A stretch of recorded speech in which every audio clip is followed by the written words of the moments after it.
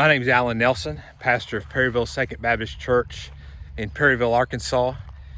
I've seen some of the videos coming out today about why SBC, and as a member of the majority of churches in the Southern Baptist Convention, that is churches with membership under 100, I thought that I would weigh in. Now, if you're asking why I'm outside, well, Barber gets to do it, right? But no, the real reason is we have women's Bible study on Mondays.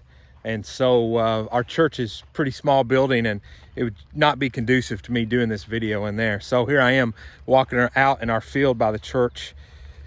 But I wanted to weigh in because a lot of people are saying why they're Southern Baptist and being appreciative of the SBC. And I want to say I'm thankful for the legacy of the Southern Baptist Convention. I'm thankful for many things that the SBC has done over the years. I remain grateful for many of the missionaries that are out there today, even with NAM, as the issues that NAM has. I'm grateful. I know there are some faithful church planters out there and some faithful missionaries in the International Mission Board.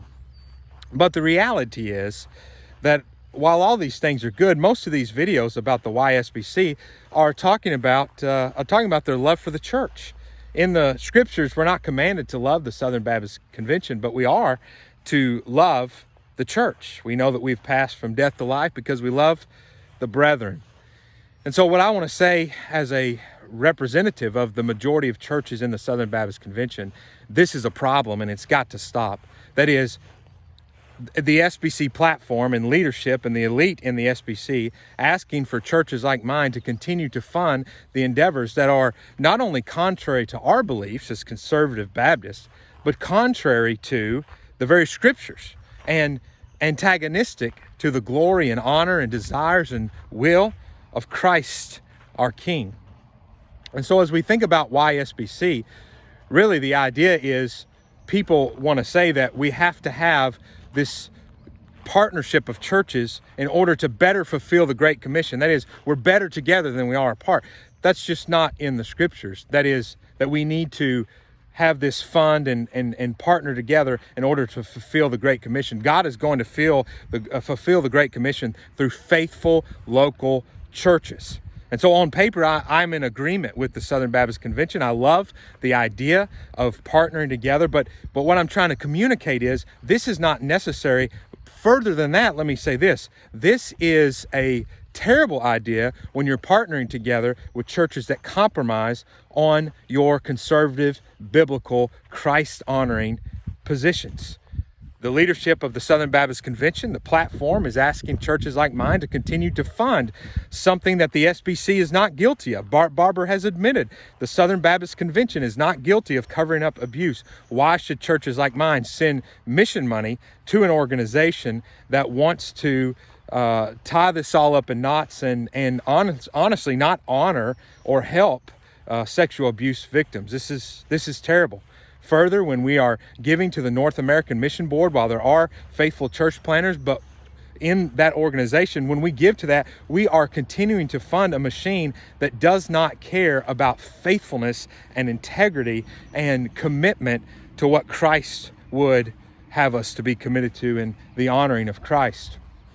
So I'm going to New Orleans this year, by the way. And me and the other pastor here, our wives and my oldest son, we're going to go. We're going to be messengers. We're going to vote for Mike Stone. We're going to vote against Rick Warren. We're going to vote for the amendment of Mike Law's amendment. But it's really terrible that we're even having to vote these things, right? It's terrible that we're at a place as a convention where we're really going to decide whether or not we should have a church ordaining women should still be in fellowship with us. And the people on the platform, people on the SBC elite, they've not publicly spoken out well against Rick Warren. Our president has not spoken out well against Rick Warren. It's a travesty that we would even entertain the idea that we're going to begin partnering with churches that are blatantly in contradiction, not only to the Baptist faith and message, but most importantly, to the will of Christ. So we've reached a point, we've done this year after year, Anaheim and Nashville, and now New Orleans. But we've reached a point where we've really got to make a decision. Like I said, I'm going to vote for Mike. Mike Stone is a friend, and I think he is the right man to lead us in a good direction. and he should be voted for. If he is voted as president of the Southern Baptist Convention, boy, that will be a mile marker. It's an uphill battle, right? He's going against an incumbent. He's going against a very middle of the road type personality, and it'd be very hard for him to win this election. But if we would go, and if we will show up, and if we'll vote, he absolutely could. So that's why I'm going to go. But the reality is, if Pastor Mike doesn't win, if Rick Warren and Saddleback are allowed to remain in, if Mike Law's amendment doesn't get passed, we can't stay. The Southern Baptist Convention cannot continue to ask churches like ours to give our money, which we don't have a lot of dollars, to give our dollars to something that the Lord Jesus stands in opposition to. And so I encourage you to go to New Orleans. If you're a Southern Baptist, you need to. But really, this is the year. If these things don't go in this direction, we've got to get out. It's not worth it. It's not worth our time, our energy, our fighting. God is going to accomplish his commission through the local churches, through faithful local churches. So get out and partner with churches in your geography and seek to honor Christ and make him known. He's worthy.